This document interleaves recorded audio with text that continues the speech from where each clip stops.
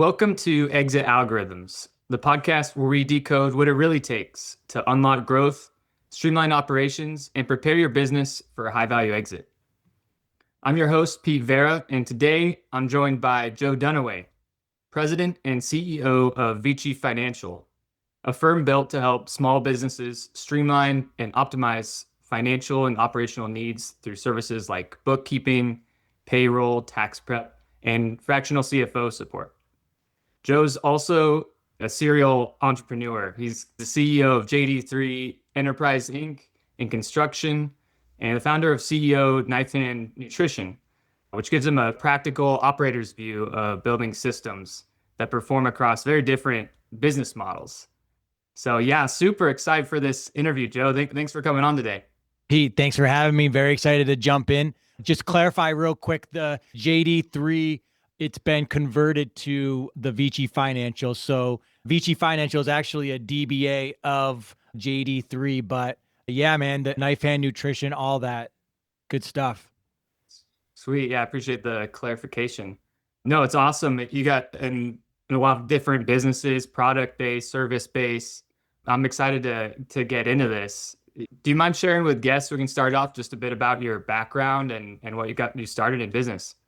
Yeah. So, I don't come from a lineage of, finance or accounting. I don't have parents that got involved with that. Yeah, as a matter of fact, not too many of my family, actually went through college, but something about, you know, accounting being somewhat finite really helped me with, my need for dealing with, chaos and eliminating it. The Marine Corps taught me discipline, accountability, and consequences, but accounting gave me language for the reality, cash, profit, risk, trade-offs. And then, Vici was born out of when I realized most owners aren't bad operators. They're just blind to what numbers are actually saying. So, you know, I'm a father, I believe in the Lord Jesus Christ, saved us.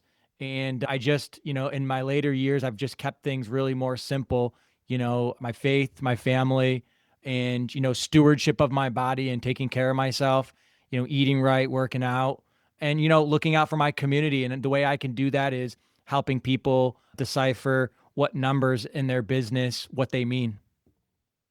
Yeah, absolutely. Oh, and it's a really important, I think, for someone who's got so many pots under the flame and being pulled in all directions. I'm sure every minute of your calendar probably looks like a Tetris block. It's very colorful. Not a lot of open gaps, that's for sure. Yeah, not surprising you have a foundation of faith and also really take care of your health. Yeah, it's funny. And I have a military background as well in the Navy, and one of the biggest things I feel like it taught me was just attention to detail, and like even in emails and like just I find things that I talk to people and they're like, oh, you're really organized, or like I don't know. There's a lot of foundational things that have a long-reaching impact in business later on. I'm sure you found similar.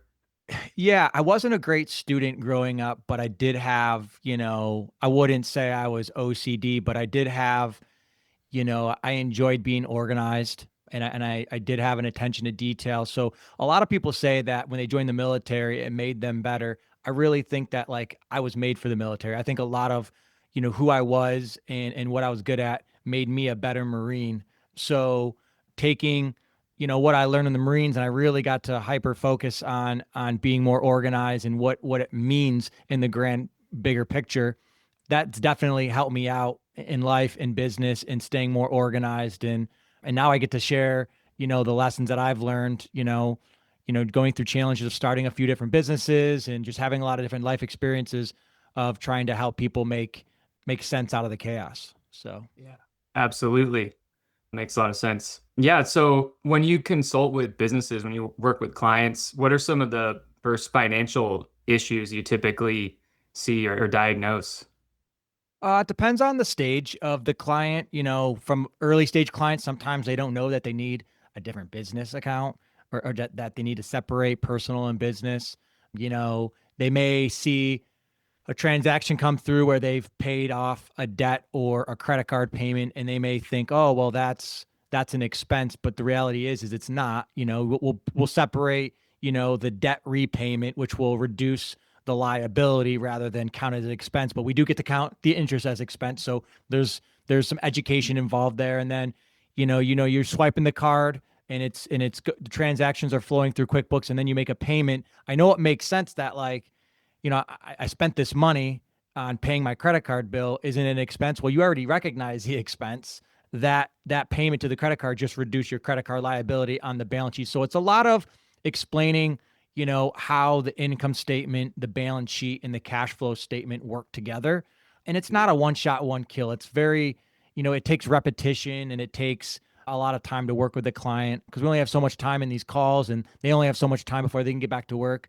But it's usually, a lot of accounting 101 stuff is how things work. On the surface, as a business owner, it may seem like one thing, but from an accounting standpoint, it's a different language. It's a different flow of information. So that's usually that's some of the, the ground level stuff. And then some of the more involved stuff with like clients usually just comes down to like being disorganized, where, maybe they understand that, these different accounting transactions are the way they're supposed to be, but maybe they're putting things on the wrong account, or they haven't been capitalizing things. So it varies depending on the client, but it usually comes down to just a lack of, knowledge in the accounting field of how it works, how debits and credit works, and, understanding GAAP and compliance. So that's Mm. where we can step in and have an immediate impact, is on the compliance piece. But where the real fun starts is where we get to actually do more of the tax strategy stuff. So Mm. compliance aside, this is what we have to work with. What can we do with what we're doing? How can we be more proactive than reactive? So that's where the real fun starts. Once we get a client and we're organized, and they're kind of in our system, and they're in our cadence, monthly, weekly, whatever that client subscription is, then we start trying to be more proactive. So Awesome. Yeah, rather than reactive. That yeah. makes sense. Yeah, and there's no one size fits all. That I'm sure each business is different and unique. But yeah, and you said a lot of education, especially around the P&L and balance sheet. Or I'm curious from your perspective, when a business is trying to grow, what are some of the key metrics that you advise businesses to track? Yeah, I mean, the first thing I'm looking at is cash. Do you have the runway, to take on the growth? I think it's easy to get excited when your business starts, taking off and doing well, and you start spending. Most businesses, and a lot of people don't know this, yeah, the success rate of a small business in the first 3 years is not good. But a lot of times it's not because they're not good at what they do. It's because they have success and they don't manage cash.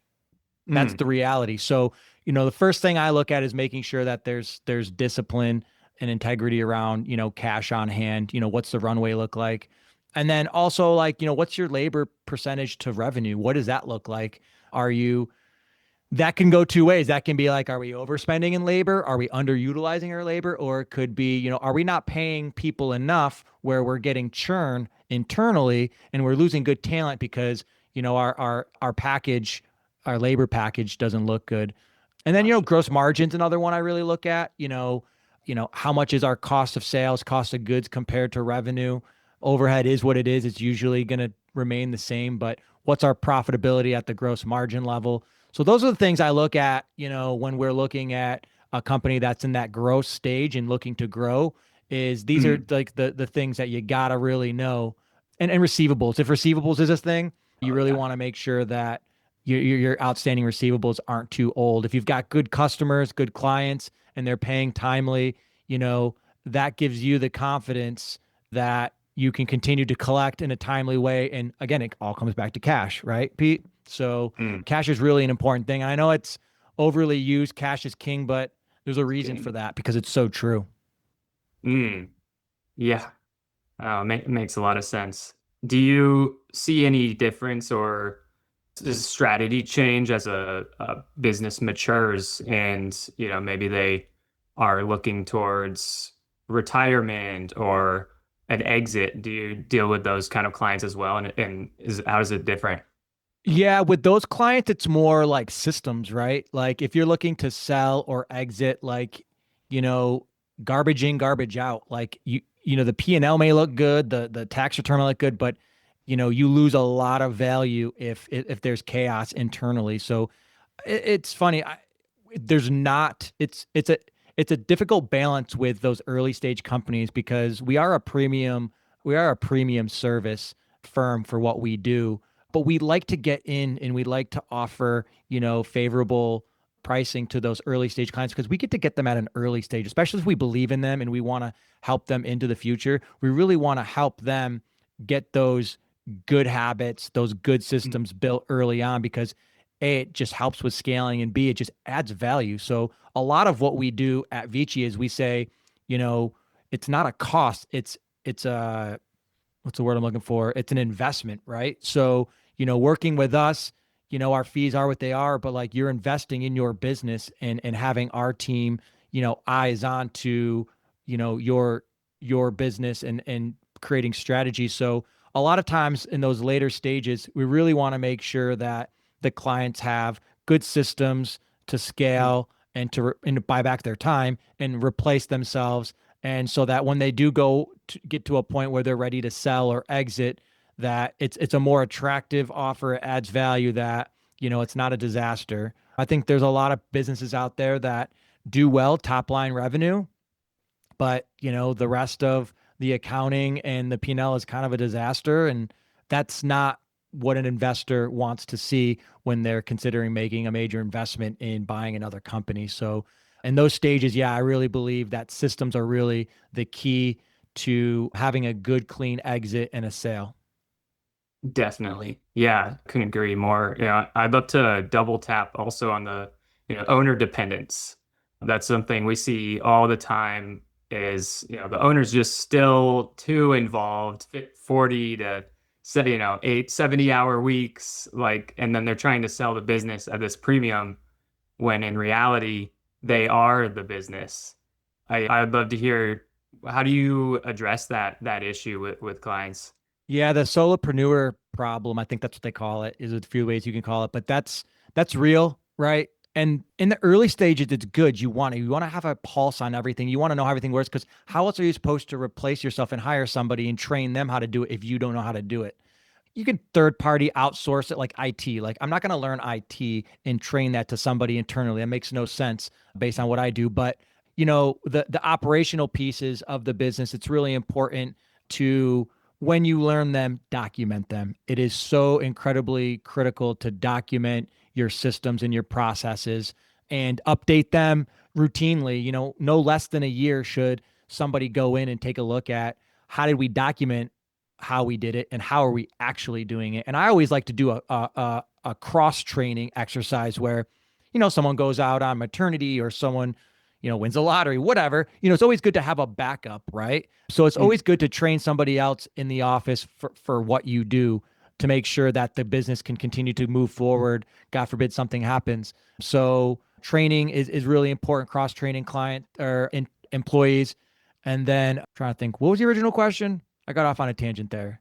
Owner independence. Yes, How yes. do you So stop it's that? like documenting, right? Like, what are your roles and how do you do them? So we call them playbooks. We sometimes call them battle plans, right? Mm, So it just creates a sustainability in the processes that occur inside.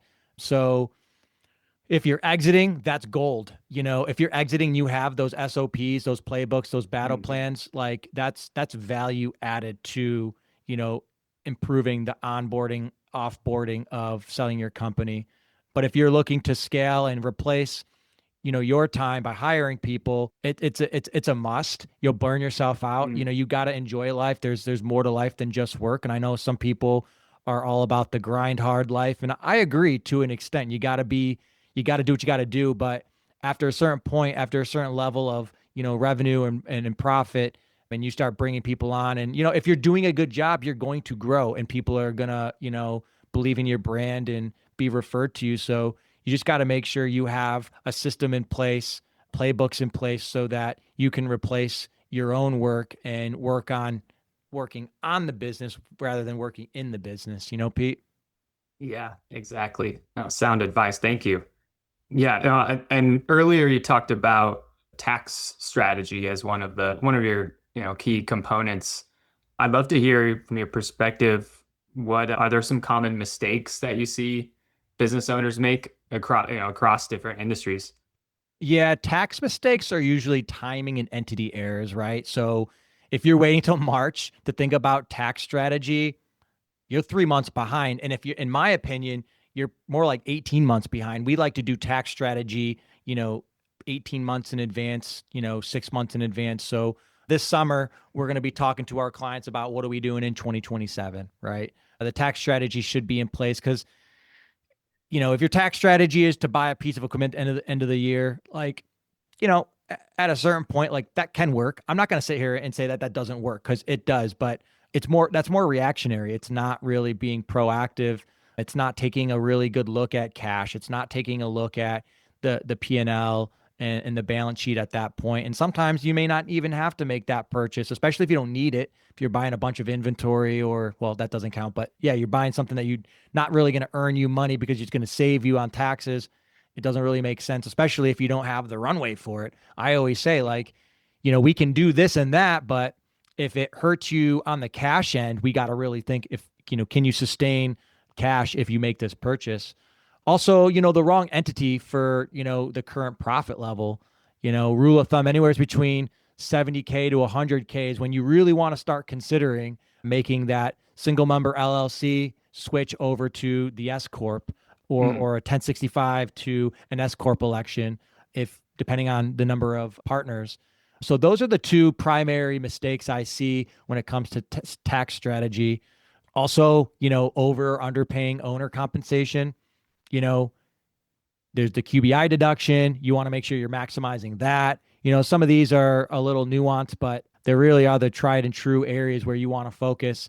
And then some people wait to pay their estimated taxes at the end of the year or when they're due. And it's like, depending on how much you owe, that can be really sizable interest and late paying penalties. Because the way that the IRS sees it is, as a W-2, we're paying our tax throughout the entire year, right?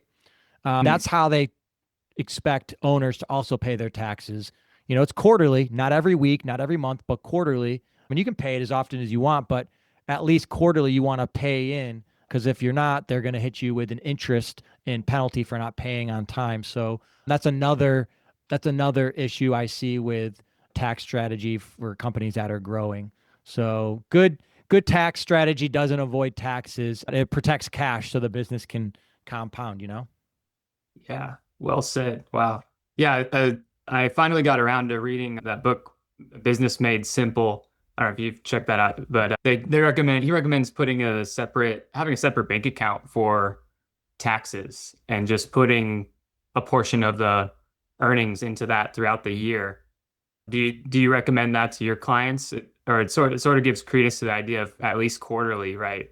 Yeah, Not all. exactly. And I think working with a financial advisor, we work with financial advisors with all of our clients. So it's always good to have two people in the room when you're having that conversation, because there's tax strategy and then there's retirement strategy. They don't always mix, right? So I think it's important to consult with your financial advisor or your wealth manager to make sure that, your tax strategy aligns with your retirement strategy, and that, we're maximizing that. We're maximizing the IRAs, we're maximizing the SEPs or the solo 401ks in those situations. So that's definitely something.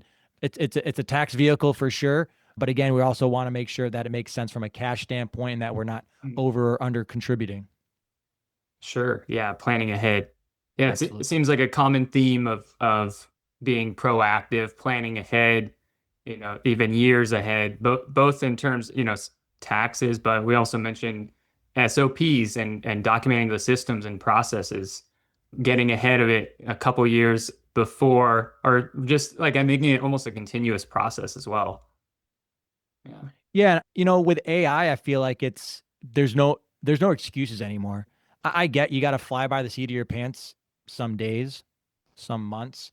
especially when you starting a business, you don't have anything to go off of. You just got to go, right? But with AI, the chat GPTs, the Claudes, the Manuses of the world, there's really no reason why, you shouldn't be able to spend a little bit of time and get some of these SOPs, battle plans, playbooks, whatever you want to call them, set up for you. It's so important. Yeah. Yep. SOP, not seat of pants, not seat of the pants. No, that's not what it stands for. That's a good one.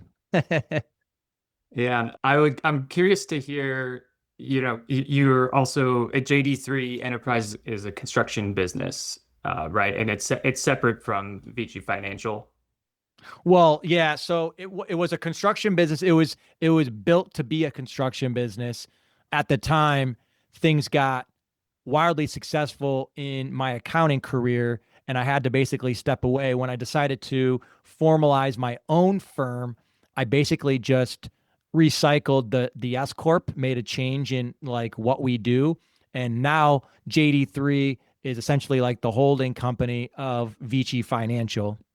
It's an S-Corp. So we're not in the construction world. And the main reason I got involved with that was there were opportunities, especially in New York State, in construction for veterans, especially Mhm. service disabled veterans. So I had ambitions to get involved in that realm. It's very risky. It's not something I recommend, any veterans who are hearing this saying, "Oh, that's a good idea. I'm gonna go do that." You definitely want to, know the players of the game. You can really, for lack of better, lose your ass in construction. So I had, the architecture put together, the foundation of what I would need to get it done. I got certified as a veteran-owned business and all that SDVOB, but essentially we made a pivot and I went all in with the accounting business. Now, not to say that as I build Vici, I don't dabble in some other things, but that's where JD3 and Vici fit in right now. Okay, got it. Yeah, that makes sense. Yeah, sometimes you got to focus on Yeah, the main thing, right? absolutely. Yeah, there's that analogy. I think I got it from Alex Ramosi, but in order for the tree to grow tall, you have to cut off the branches at the Yeah, bottom, right, that take away the water from the tree. exactly. Yeah, you gotta be hyper focused. You really do. And not just in business, in other areas of your life. When you're home with family, put the phone down, leave the emails alone. You gotta be present because I've got 4 kids, Pete. I'm going on 5. I know last time we spoke, you didn't know this, but we just found out we're having a 5th, and it goes by so fast. I've got 2 teenagers, I've got 2 younger kids, and we got one on the way. And I don't know what happened to time. All I know is you can't slow it down. No matter how hard you try, you can only try to be present and build memories. So yeah, I mean, it's a battle for a topic I can go really deep on is Yeah, being hyper focused. When I'm in as far as the gym's concerned and taking care of myself, you got to be hyper focused in that too. Like I block sure. off 2 hours in the afternoon on Monday, Wednesday, Friday because I don't want to risk saying, I'll go to the gym later. Because the reality is now I'm stealing time from my family to go to the gym, and both of those things are good for me. They're both good habits and good things to protect. But again, going back to the calendar, having things scheduled. I'm very type A, and that Yeah, works for me, and not everyone does, but some people can do it. And my wife's we're the perfect opposites attract thing. She's very however you want to go. I'm very type A and structured, and I want to plan when we make it work. But you know, you got to definitely be laser focused on the things that are important for you and block time off for those. So with work, being laser focused on 100%. that one business, and then making sure that you can have your peripherals on other things, but you can't let that be a distraction. There's a lot of bright shiny things, and I think that's really one of the big issues in modern society right now is just there's just a lot of distraction. There's a lot of noise, there's a Yeah, lot of negativity, there's a lot of things out there that are pulling at our attention. So not only are we dealing with that, but the issues with decision, what is it called, decision fatigue. Pete, have you heard of that? I decision fatigue. It's not Yes. new, but Yeah. I'm A te- feeling it. I feel yeah. it every day, and I try to. I've got 5 or 6 of these shirts, different color, but they say the same thing, same Yeah. brand. I put a different one on every day, same jeans, same sweatpants. Like I'm a very plain guy when it comes to a lot of these decisions because I don't want to think about it. I stick to Yeah. my routines. I don't need to think about it when I stick to the routine. So yeah, being laser focused in the things that are most meaningful to you is really important.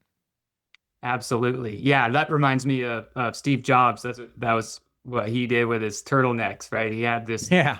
the same, just a Yeah. bunch of them. I think I got more Yeah. style than him, but he's definitely a lot more accomplished. So we'll just leave it there. But yeah, I know I think decision fatigue is a real thing and not letting make life simpler in areas where you can, where it just doesn't make a difference, right? It doesn't really matter what, some of these things don't really matter.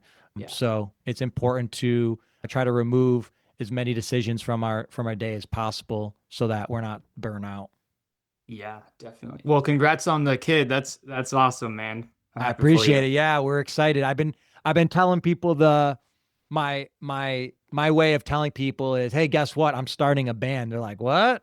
And at this point in my life, nothing surprises anybody. They're like, really? They almost kind of believe it. And I'm like, yeah, it's the Dunaway Five. And they're like, okay. I'm like, yeah, all my kids, all 5 of them. And they're like, but you only have 4. I'm like, right now I do. We got one on the way. And so they enjoy that little joke that I play. But yeah, we're excited. Parenting's been very rewarding. It's a lot of work, Pete, but it's extremely rewarding.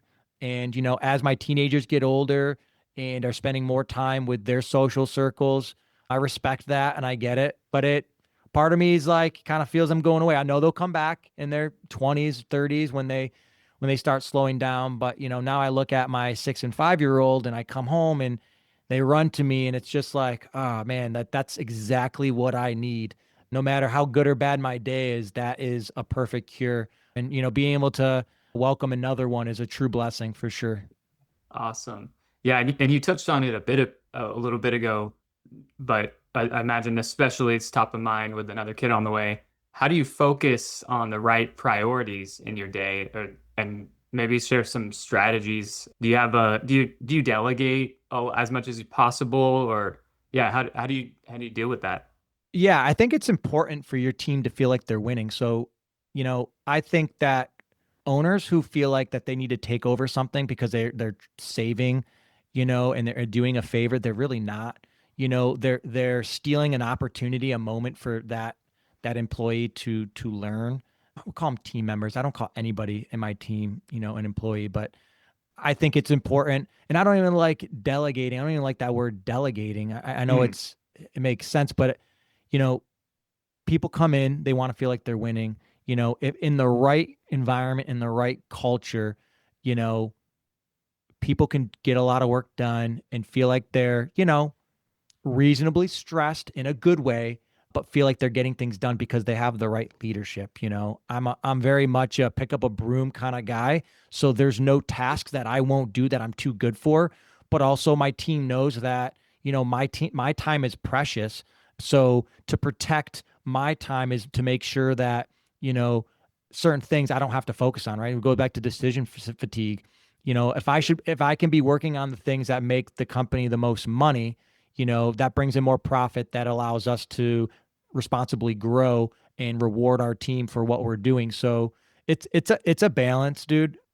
Sometimes you got to jump in when there's a fire drill and you want to obviously limit those fire drills and you want to yeah. document, what happened, what caused that fire drill. I'm a big thing on, especially with new people in our company when they come on, and sometimes they may get a little defensive and they may want to say, oh, like, oh, I didn't do that. Or they try to defend, I'm like, hey, stop. We are not looking to pin this on anybody. We are looking to figure out a root cause analysis. How did it Mm, happen? Why did it happen? Is it a system problem? Is it a personnel training problem? Let's fix it, document it, move forward. So I think that's really important as well, that, mistakes happen and we need to learn from them. And I think that's really important to have that right mindset. And people learn, that they say the tone is set at the top, and that's so true. If you have a negative response to things, your team's going to adopt that negative response, and mm, then it's going to be a toxic culture in your office, and that's just not what you want. So, yeah. yeah, I don't know. started talking about delegating, and that's where we went. But I do think it's important to let people fall down and get back up. That's how we learn. Mm, But I try to give my team enough work where they feel like, it's you don't want them to be bored, because that's not I think that's worse than being overworked. Honestly, I hate to being bored. I mean, you want the time to go by because you're busy, and now you're back home with your family.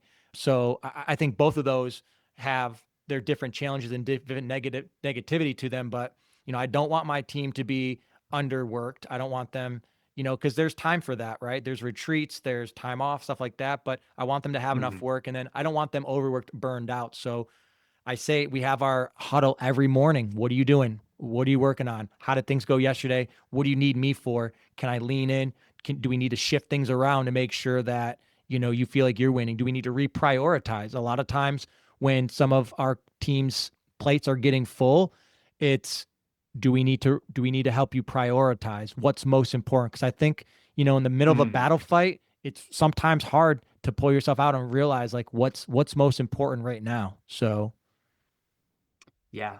Yep. Definitely. Yeah. You touched on a lot of good stuff there. And you mentioned earlier too, you structuring your day and having some non-negotiables. oh yeah. I like that. It's easy to let your workout slip or whatever it is, and even as busy as you are, you have designated times during the week to take care of yourself and make sure you keep on be able to keep going. Yeah, James Clear said it best. Like, it's okay to, miss it once, but don't miss it twice in a row. And I'm a big believer in that. It's really easy to let things slide after it's happened a few times. So I really do think that winning the morning is everything. I'll be honest with you, getting up early is not easy for me. It's actually really hard. After all these years, it hasn't gotten any easier, to be honest with you. Sometimes just, a switch goes on when I brush my teeth. That's usually like a moment in the morning where, like, actually physically getting out of bed, I feel almost crippled. Like, getting out is so hard. But once I start moving, I brush my teeth, I start, working some life into me. But, what I get accomplished before our team huddle in the morning, it's everything. It sets the tone. I get my scripture done, I get my nonfiction done, I get my walk done. And if I if I earn it, if I get all that done and I have enough time, I lately I've been popping into the hot tub for 20 Oh, minutes nice. and jumping right back out and getting ready for my team meeting. And then very regimented with, my workout Monday, Wednesday, Friday, CrossFit in the afternoon. I'm doing 75 hard right now, so I'm doing a lot more Oh, than I nice. normally do, which is interesting because I honestly feel like I'm a better person all around, as an owner, as a Mm, team member, as a father, as a husband, just all around by doing that. So it's almost like sure, it's a mental strength challenge, but I feel like I'm my best self when I'm doing that. It forces me to go on the walks in the morning. It forces me to stick to this diet, which I don't really need help sticking to a diet. I generally eat pretty healthy, but what I've been doing is I've been doing intermittent fasting. So I nice. will stop eating 3 hours before bed. So somewhere around 6 or 7, I try to stop eating so that I'm fully digested when I go to bed. Come back the next morning, it's just pure water until the afternoon, which works out pretty well because I Yeah, break my fast with my AG1, which is my vitamins, my minerals, and nice. all that. And then if it's after a post workout, it's AG1 and then my post workout protein. Or if it's a day that I'm not working out, it's AG1 and then I'm just eating food. So yeah, and then Nice. I The think at 18 this, hour one. what's Yeah. that? Is the 18-hour fast. If it's not, I'm not very strict on, that, but it's anywhere between 18 to 20 hour fast. Yeah. I mean, that's good. I from last time we spoke, which was like what, mid-December ish, I'm already down 10 pounds. I'm feeling super lean. I was 183 down to 172.5 today. I don't weigh myself every day. I just kind of had, for some reason, I wanted to. So, so things are going really well in that area. I'm feeling light. I'm feeling mean and hungry, Pete. I'm ready. I'm ready for tax season. Yes, sir. Yeah, right around the corner. I'm sure it's already started a little Oh, bit it's for already you. started. It's already started. Yeah, Yeah, absolutely. and one of the big focuses of this show is AI and technology. I'd love to Yeah. hear some of your, things that you use regularly to save time and make things more efficient. You mentioned Mantis as well. Are any tools that you use regularly? Yeah. So I want to start this by saying that, when I started this company, I knew AI was something that we had to address at some point in the near future. So we are very tech heavy. We have a really good streamlined tech stack that, you know, maybe certain clients may be more opposed to super tech, but the reality is it gives us more time to spend with them. Mm, So we'll get into that. But so we already knew, it was already on my radar. There's a lot less people getting into accounting, less CPAs. So we wanted to make sure when we set up Vici that we would be able to sustain whatever AI throws. There's always going to be a need for that human touch. So we're good there, but we also don't want to be left behind. There's a matter of sure. cost and value. So I am not an AI expert. I am very AI curious. I'm learning it. We use Chat GPT. I encourage it. Manus is more of more of a project thing. I'm still learning about Manus. I mean, my very first prompt to Manus was like, how do I use you? How are you different than you? Talk to Yeah, it, right? Literally right. talk to it. It can teach you how to use it, which is funny because a lot of people are kind of crippled with that decision of like, well, what do I do? What's my first question? Just use it. Mm, I think there's the population out there, and I'm, kind of one of them, like concerned what AI means for, humanity. But the sure. reality is that it's here. We have to rely on, people in our society around the world to make sure that there's, proper controls in place to make sure it doesn't get out of hand. But the reality is Yeah. there's nothing wrong with, saving some time to spend more time with your family, more time training your staff, more time with your client, giving them more value. So that's how we see it. That's how we're leaning into it. So we're definitely seeing it already in softwares like QuickBooks that they're doing more AI, looking at more variance detections in your Mm, transactions, really improving forecast updates. So nice. from an industry specific, there's a lot of help that AI helps us with. That was redundant, but yeah, AI is super helpful. And then, it handles the math. It doesn't remove how the humans handle judgment. So yeah, I mean, we're very open to AI friendly software, and we believe that it's going to be a big difference maker and differentiator for us going forward. Yeah. Oh, exciting. Yeah, I agree. I think one of the biggest use cases really is managing data sets, Yeah. making it more efficient and easier for you to interpret things. Yeah, and you said also there will always be a need for the human touch, right? I Always. think we're far off from a robot being able to, have empathy and like just connect with the person face to face. Like, right, that's gonna be a while. Well, think about it, Pete. We talked about decision fatigue. Someone's still gonna have to make that decision. The AI can give us all the data. They can streamline the spreadsheets, all that, but someone's still got to make that decision. And even then, a business owner's still gonna want their CPA, their accountant, their head of finance to help them make those decisions. So if we're spending more time making those decisions and not contemplating like what do these numbers mean, what do these spread, you know what I mean? I think that, we can all be better at what we do from a business standpoint and just have more time to give back to other things. So, Absolutely. Yeah, and I love to hear from your business perspective where you see it going in the future. I mean, is it replacing service businesses at all? Like that's what I, I've heard some people say, lawyers and some things.